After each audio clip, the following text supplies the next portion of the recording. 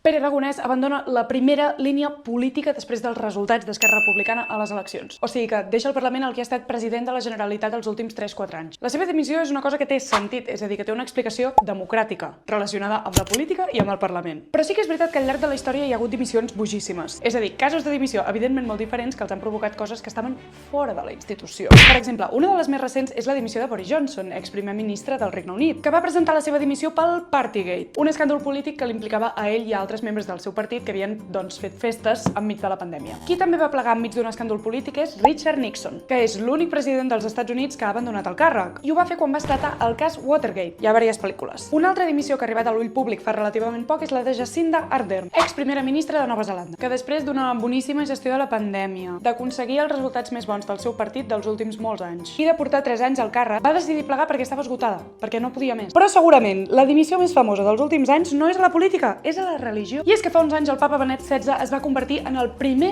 papa d'abandonar el càrrec en 600 anys. Bàsicament ho va deixar perquè va dir que es notava molt gran i que ja no podia afrontar les tasques de la mateixa manera. I no ens oblidem de les dimissions en democràcia d'aquí, Per exemple, l'any 2018 Màxim Huerta començava el seu càrrec com a ministre de Cultura i Esports, però ho va deixar al cap de només 7 dies, perquè en aquell moment es va filtrar que presumptament havia evadit impostos. O el cas d'Artur Mas, que l'any 2016 va fer aquell famós pas al costat perquè la CUP no estava disposada a investir-lo per tot el tema de les retallades. I ja va